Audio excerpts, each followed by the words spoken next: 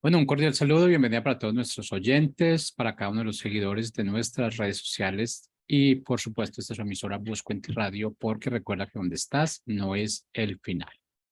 Continuando con nuestra programación, contamos con la presencia de Rosario Salas en su segmento de cada semana, donde estamos tratando de comunicarnos con nuestro Padre, segmento de comunicados con Él. Así que Rosario, buenos días, bienvenida, ¿cómo está? Hola, muy bien, buenos días. Aquí ya lista para este segmento de Comunicados con él y hoy tenemos un tema muy interesante. Ujú. Bueno, Entonces, pues iniciemos ya. entonces. Sí, muy bien. Estamos viendo el tabernáculo, vimos una parte, como la introducción a lo que es el tabernáculo y es un tema muy importante en esta sección de comunicados con él, porque pues todo tiene que ver con la comunicación que Dios ha tenido con nosotros desde el inicio de la creación, ¿verdad? Cómo se ha comunicado Dios con el hombre.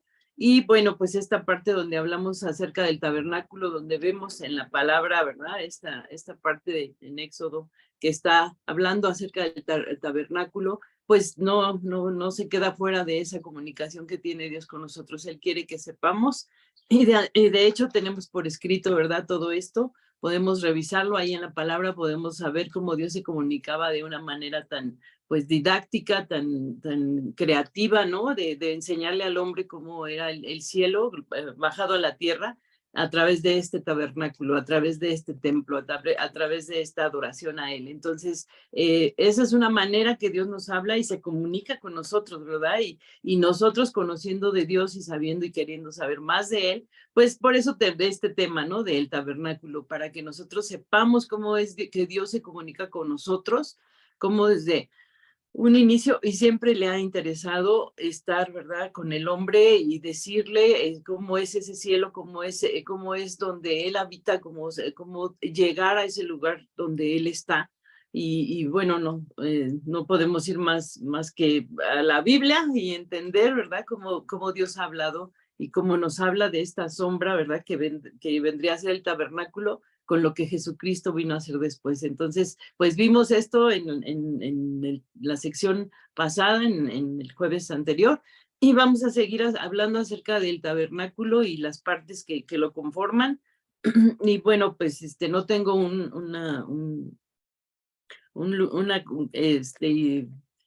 formato visual donde ustedes puedan verlo, pero pueden investigarlo, ¿verdad? Pueden entrar en los medios o en Google o en alguna de las plataformas que ustedes utilicen a buscar cómo es este tabernáculo. Yo solo pues les hago que se interesen en ello y que pues sea una bendición para sus vidas. Entonces vamos a ver acerca de esto. A lo largo de la historia Dios ha estado de acuerdo en que su pueblo edifique templos, ¿no? O sea, sí vemos que el templo, por ejemplo, estos templos de Dios se han revelado a sí mismo a los hombres y ha establecido su casa ahí para sus hijos, ¿no? En los templos donde se le adora a Dios, ¿verdad? Y bueno, pues ahí en esos templos se reciben instrucciones para alcanzar la vida eterna, para conocer a Dios, y siempre se han hecho estos templos, ¿no? Son las iglesias que conocemos antiguas, las iglesias que hoy conocemos, es donde se adora a Dios, ¿no? Entonces siempre ha habido un templo donde se dedica ese tiempo a Dios, ¿verdad? Donde Dios se revela a tu vida, donde Dios se ha revelado a tu vida ahora en este tiempo,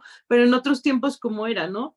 Entonces, pues vamos a eso, ¿no? En el último templo que ha habido en Jerusalén era el centro religioso y de instrucción en la época de Jesús, ¿sí? Este era el último templo en la época de Jesús, ¿verdad? Este templo lo reformó Herodes, lo reformó Herodes el Grande y fue destruido por los romanos en el año 70 después de Cristo. Sí, esto en nuestra era, ¿no? Y entonces, bueno, esto fue hace casi 1953 años, ¿no? Esto ya pasó, este templo estaba ahí, ¿verdad? Y era el templo de Herodes y ahí, bueno, pues ahí dice, es el último templo que ha habido en Jerusalén, era el centro religioso y de instrucción en la época de Jesús. Este templo lo reformó Herodes. Pero 1000 años antes del templo de la época de Jesús, el rey Salomón construyó el primer templo en Jerusalén. Ese majestuoso templo fue hecho siguiendo el modelo del tabernáculo, ¿no? De lo que estamos hablando hoy, del tema de hoy. ¿sí? Ese tabernáculo, por eso es importante saber, ¿no? Esta historia tan interesante y que nos va a llenar nuestro espíritu sabiendo todo esto, ¿no? De cómo Dios se comunica a nosotros. Ese majestuoso templo fue hecho siguiendo el modelo del tabernáculo, ¿no? Que edificó, ¿verdad? En la época de Jesús estaba, pero el rey Salomón lo construyó, ¿verdad? Entonces, pues era hecho a la forma como era el tabernáculo que construyó Moisés en el desierto.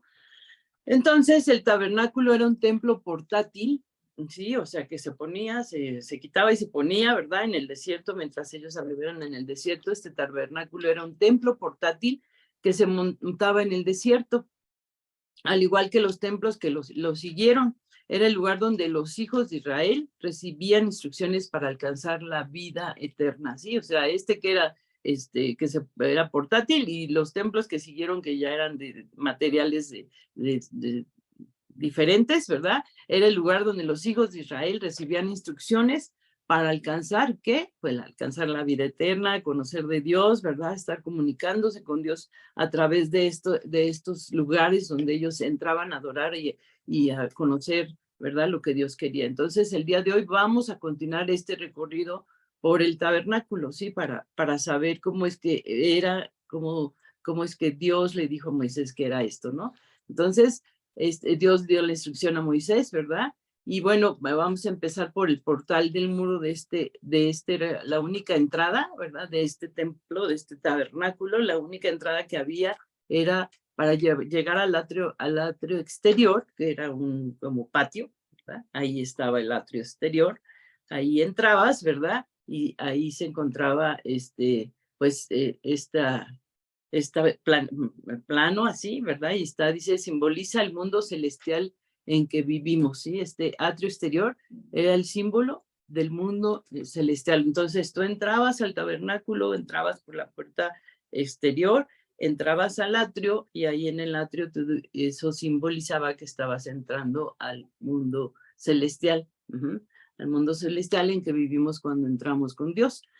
Entonces, ya en el atrio, frente a la tienda del tabernáculo, se encuentra el altar del holocausto, ¿sí? Ahí había un altar, ¿verdad? Del holocausto, que era así algo grandecito, donde se ponían, pues, estas ofrendas que se daban en expiación por los pecados cada año, y ahí se quemaban, pues, los escabritos, los palominos, lo que fuera, ¿no? Estos corderitos que iban también como parte de la expiación que llevaba el pueblo para ser quemada esta ofrenda, y se ha elevado esto a Dios y como un olor para Dios, ¿verdad? Para que esto que ya ha sido quemado, ¿verdad? Expiara sus pecados. Entonces, ya en el atrio frente a la tina del tabernáculo se encuentra el altar del holocausto, de este que le estoy hablando, y enfrente del holocausto, más adelantito, tenían la fuente. En el altar del holocausto se quemaban las ofrendas hechas al Señor como un símbolo, ¿verdad? Del Salvador, ¿sí? O sea, ya vemos, porque vimos en el anterior segmento, ¿verdad? Que esto es la sombra de lo que vendría en Jesucristo, ¿no? Entonces, este es el símbolo del Salvador, ¿verdad? Las ofrendas hechas al Señor como símbolo del Salvador y su posterior sacrificio expiatorio que iba a expiar todos nuestros pecados, ¿no? La sangre de Jesús y ese sacrificio perfecto y precioso y único que hizo de una vez y para siempre Jesucristo para perdón de nuestros pecados. Entonces, podemos comparar entre esta parte de que estamos hablando acerca del tabernáculo y todos los símbolos que hay en él para hablar acerca de lo que vendría después, ¿verdad? Dice que era la sombra y Jesucristo es lo que ya fue una realidad para nuestras vidas, ¿no? Que estamos viviendo. Entonces, el altar del holocausto se quemaban las ofrendas hechas al Señor como símbolo del Salvador y su posterior sacrificio expiatorio. En el altar del holocausto, ahí en ese altar donde se ponían las ofrendas, los israelitas presentaban su ofrenda y simbólicamente abandonaban sus pecados para seguir a Dios, ¿sí? Ahí en eso era, pero lo hacían cada año, ¿verdad? O sea, tenían que regresar porque pues no había sido completamente limpio el hombre hasta que vino Jesucristo, limpio de sus pecados, ¿verdad? Y bueno, pues volvían a caer en esto, o en las situaciones y todo, y tenían que ir cada año, ¿verdad? Así como por encimita se limpiaban, ¿no? Pero cuando vino Jesucristo ya todo fue limpio, ¿no? O sea, nosotros somos, gracias a Dios, salvos y limpios y libres de pecado, ¿verdad? Porque Jesucristo pagó por nosotros. Entonces, en ese altar del holocausto, los israelitas presentaban su ofrenda y simbólicamente abandonaban sus pecados para seguir a Dios. Mediante su obediencia se preparaban para el Santo Espíritu, simbolizada por las llamas del altar. Así era, todo era un símbolo, ¿no? Todo era simbólico, ¿verdad? Entonces era obedecer a Dios, se estaban preparando con estos holocaustos o sacrificios que se hacían ahí, que ellos llevaban para ser quemados estas ofrendas, ¿verdad? Y se preparaban para porque esto representaba, como ahora para nosotros, ¿verdad? El Espíritu simbolizado por las llamas del altar ahí, pero para nosotros es lo que es ahora es Jesucristo, ¿no? Nosotros podemos llegar a Cristo y conocemos y a través de ese sacrificio hemos conocido al Espíritu Santo, ¿no?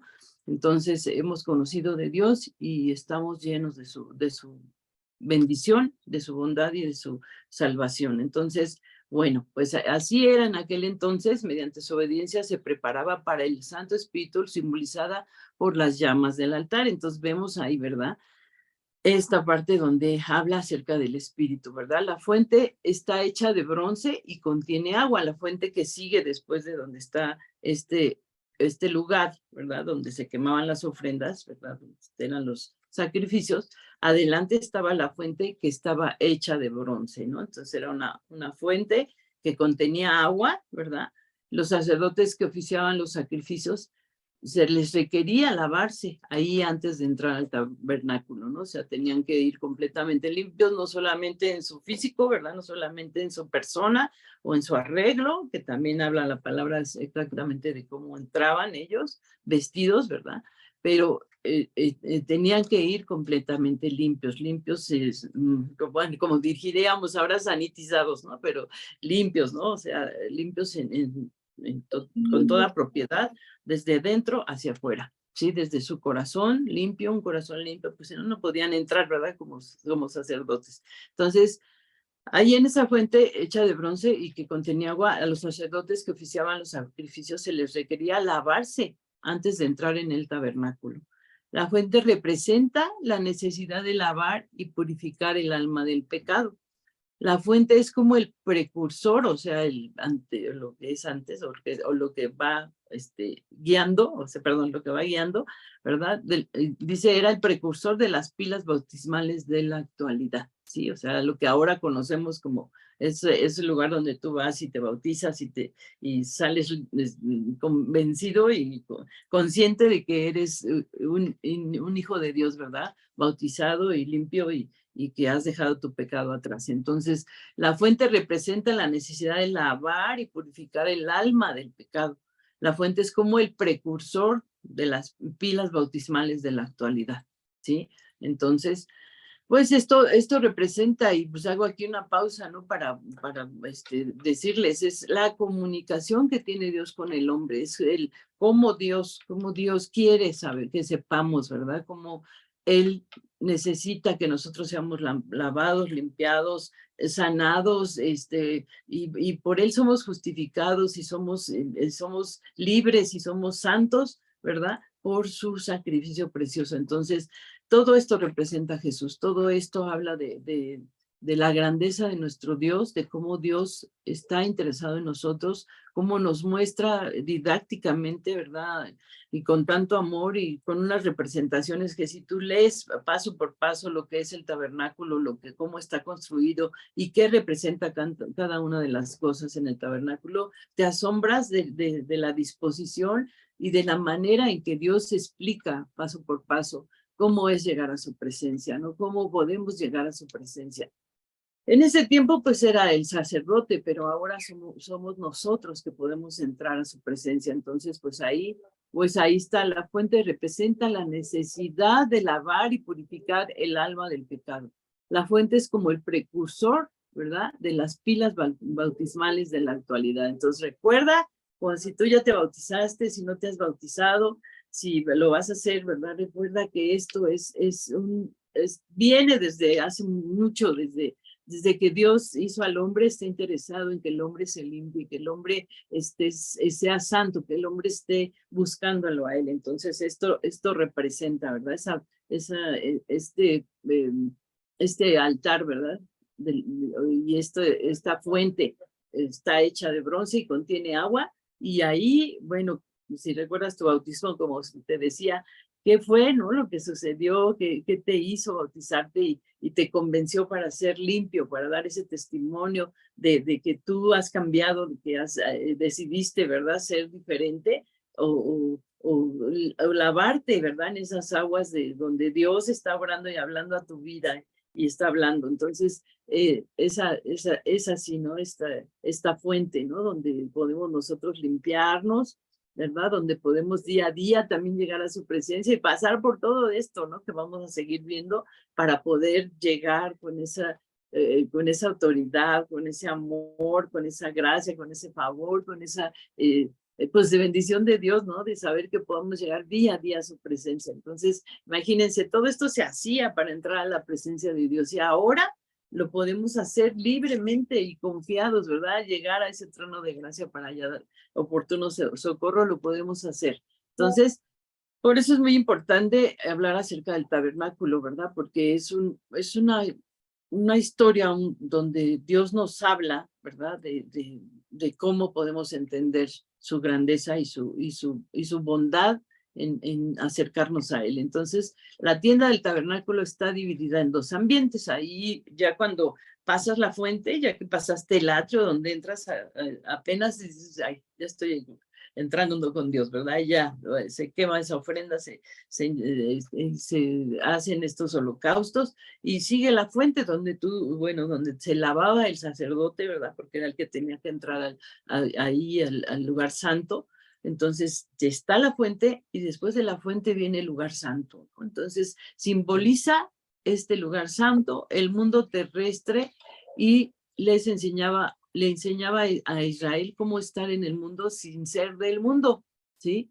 Entonces, esto es lo que simboliza este lugar santo, ¿no? Estar en el mundo, sí, o sea, dice, enseñaba a Israel cómo estar en el mundo sin ser del mundo, ¿no? Cómo puedes entrar a la presencia de Dios, cómo puedes ser santo, cómo puedes limpiarte, cómo puedes darle olor fragante a Dios, ¿verdad? Con tu presencia, ya no con holocaustos, ya no como se hacía antes, por eso eso lo hizo Jesucristo de una vez y para siempre, y nosotros ahora podemos entrar confiadamente, como les decía, a ese trono.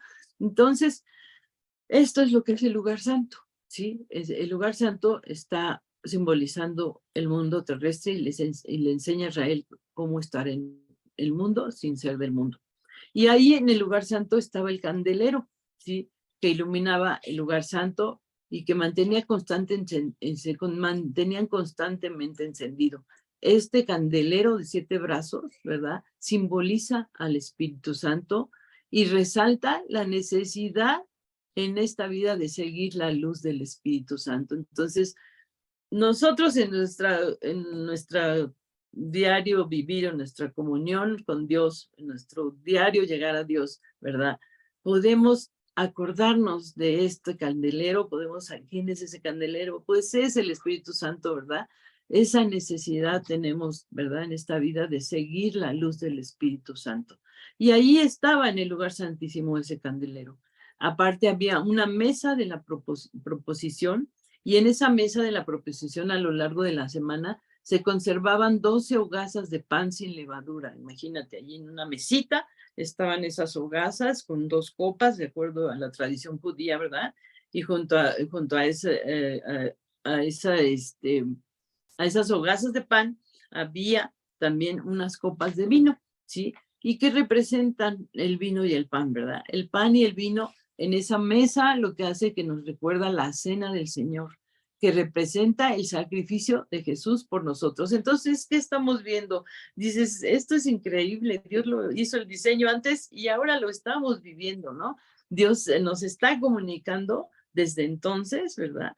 que estaba ya eso dispuesto y hecho por lo que venía, que era Jesucristo, ¿no? El pan y el vino en esa mesa nos recuerda la cena del Señor, que representan el sacrificio de Jesús por nosotros.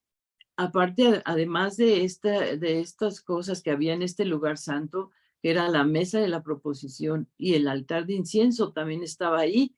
Había un altar de incienso que se encuentra frente a la entrada al lugar santísimo. Esa estaba antes de, estaba el lugar santo, había una cortina que dividía el lugar santo del lugar santísimo. Entonces, ahí en esa cortina estaba, dice, todas las mañanas ahí frente a en ese altar de incienso se encuentra frente a la entrada del lugar santísimo, que es una cortina, dice, y todas las mañanas el sumo sacerdote quemaba incienso ahí, ¿sí? En ese altar de incienso se encuentra frente a la entrada al lugar santísimo. Entonces, ahí dice, el sacerdote quemaba incienso, el cual era un símbolo de la oración. ¿Sí? Esto era un símbolo de la oración. Entonces, así como el humo se elevaba por el velo del altar, así esperaba que las oraciones del pueblo de Israel se elevaran a Dios, ¿sí? Ahí estaban esas oraciones por el velo del altar o esa cortina que les decía yo, ¿no? Estaba ahí la cortina o ese velo del altar y antes de entrar a la presencia de Dios, se levantaba, ¿verdad? Ese incienso como la oración, ese fluir de uno que cuando ora, ¿verdad? Entonces, cuando entras a la presencia de Dios. Así como ese humo se elevaban por el velo del altar, así esperaba que las oraciones del pueblo de Israel se elevaran a Dios.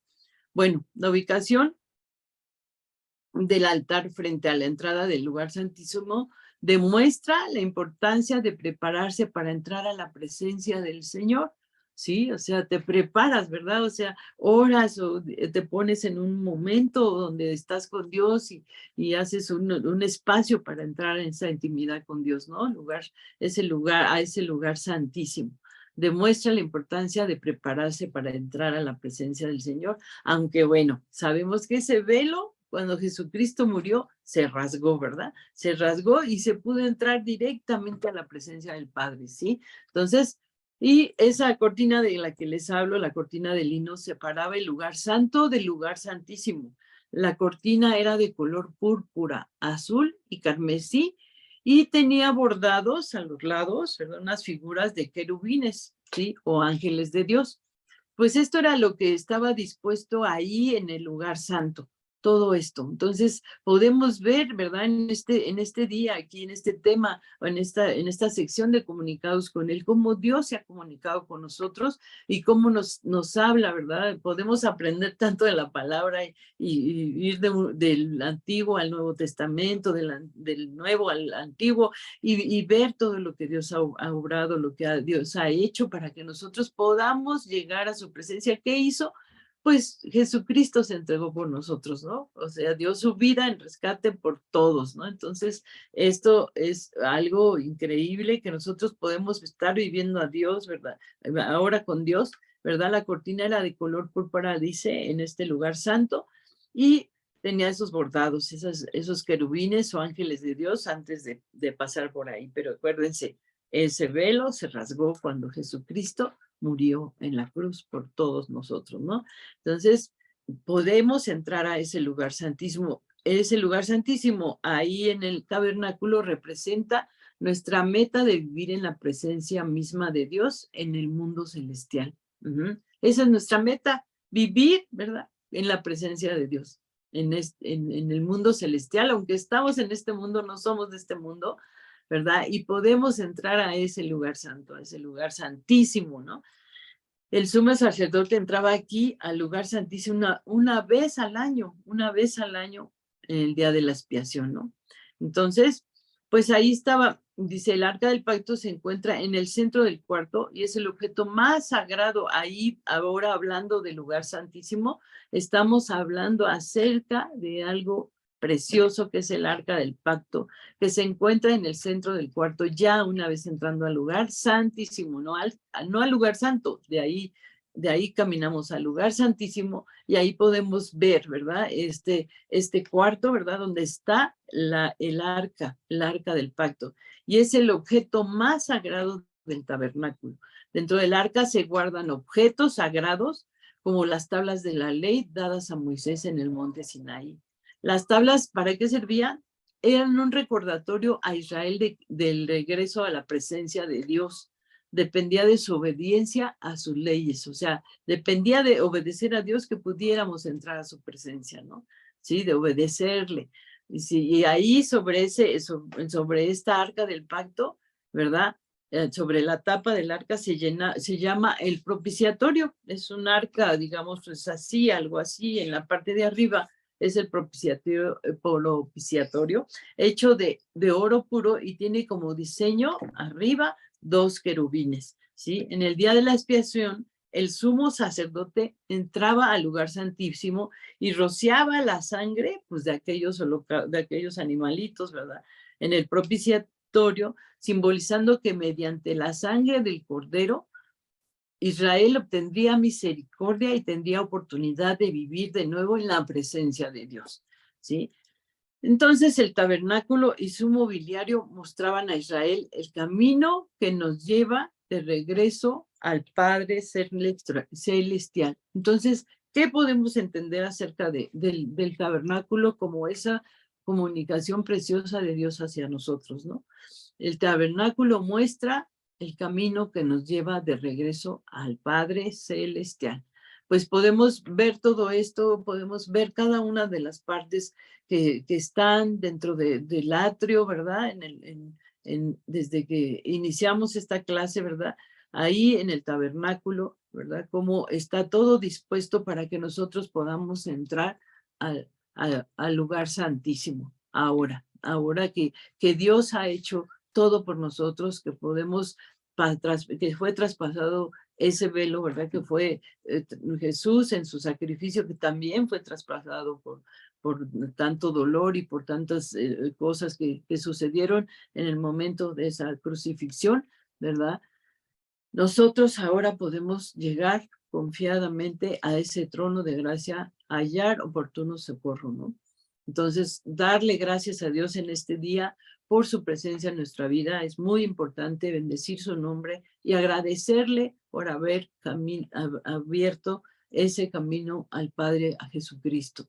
Darle gracias a Dios y poder entender y podernos gozar viendo, ¿verdad? Y observando todo esto que habla el tabernáculo, todo esto que simboliza el tabernáculo, ¿verdad? Y ver cómo el templo siempre es donde Dios ha hablado. El templo de Dios, el lugar donde te congregas, Dios hablando a tu vida, ¿verdad? Y tú entrando a esa presencia de Dios. Entonces te puedes ver caminando ahí, te puedes ver, ¿sí? O sea, yo me veo, ¿verdad? Caminando hacia la presencia de Dios, caminando cada día. Que así sea en tu vida. Le agradecemos a Dios por este tiempo en donde podemos estar comunicados, donde podemos estar hablando, bendición, edificación para nuestras vidas y que sea pues también para ti un día hermoso, un día lleno de la gracia y la bondad y el amor y la misericordia de Dios. Bendecimos tu vida y le damos gracias a Dios por permitirnos llegar hasta tu hogar y hablarte de estos temas. Te pido que pues investigues, que entres más a todo esto que Dios puede comunicar a tu corazón y que te goces con ellos. Te doy gracias por tu atención y bendigo tu vida y esperamos que en la próxima semana nos podamos ver por aquí con un tema para estar comunicados con él. Bendiciones. Buen día.